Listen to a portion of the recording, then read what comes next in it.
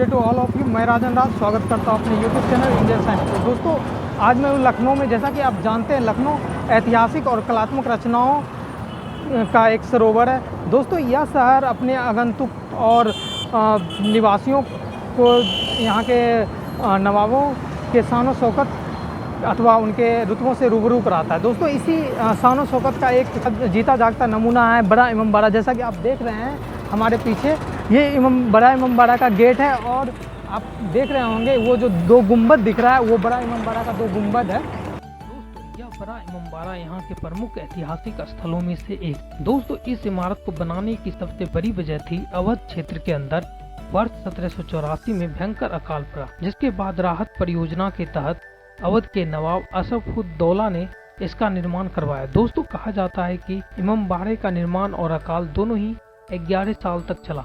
इमामबाड़े के निर्माण में करीब 20,000 मजदूर शामिल थे। इसका सेंट्रल हॉल दुनिया का सबसे बड़ा हॉल बताया जाता है, जिसमें एक भी पिलर का प्रयोग नहीं किया गया और न ही लोहे का इस्तेमाल किया गया इसके छत बनाने के लिए, जो इसे और भी आश्चर्यजनक बनाता है। दोस्तों, उस जमाने में इसके निर्माण में कुल 8 से 10 लाख रुपए लगे। दोस्तों, यह इमारत अपने अंदर कई रहस्यों को समेटे हुए है। इस इमारत में सुरंगों का जाल है। जानकारों की माने तो भूल भुलैया के कुछ रास्ते इसमें खतरनाक थे। इसमें लोग फंसकर अपनी जान भी गंवा चुके हैं।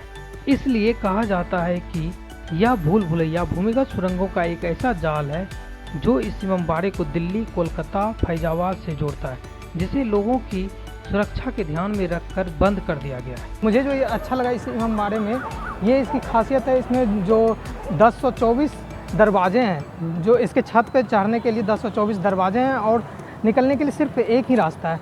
ये भूल भुलैया एक अद्भुत और रहस्यमयी संस्कृति को अपने अंदर समेटे हुए है। दोस्तों, इसी में है एक शाही सुरंग, जिसमें बहुत बड़ा खजाना अभी तक छुपा है। दोस्तों, इस सुरंग में कितना खजाना छुपा हो सकता है, इसके लिए हमें जानना पड़ेगा नवाब असफ-उद-दौला के शान शौकत को।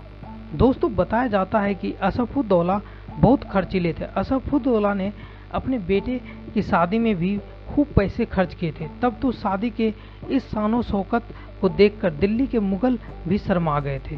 बारात में लगभग 1200 सजे धजे हाथी थे। सभी हाथियों को सोने और चांदी से सजाया गया था। उस जमाने में नवाब ने अपने बेटे की शादी में लगभग 36 लाख रुपये खर्च किए थे। दोस्तों, इससे अंदाज़ा लगाया जा सकता है कि सुरंग में कितना खजाना हो सकता है, और यह खजाना दफन है शाही सुरंग में। दोस्तों, इसी भूल भुलैया में मौजूद है एक सीढ़ीदार कुआं, जो इस इमामबाड़े में एक अचंभित करने वाला संरचना है। यह कुआं गोमती नदी से जुड़ी है, जिसमें पानी से ऊपर केवल 2 मंजिल है। शेष तल साल भर पानी के भीतर डूबा रहता है और इसी शाही कुएं से काफ़ी सारी सुरंगें निकलती है, जो अलग अलग राज्यों में जाता है। कहा जाता है कि जब अंग्रेज नवाब असफ-उद-दौला के खजाना लूटने आए तो उनके वफादार मुनीम खजाने की चाबी और नक्शा लेकर इसी कुएं में कूद गए थे।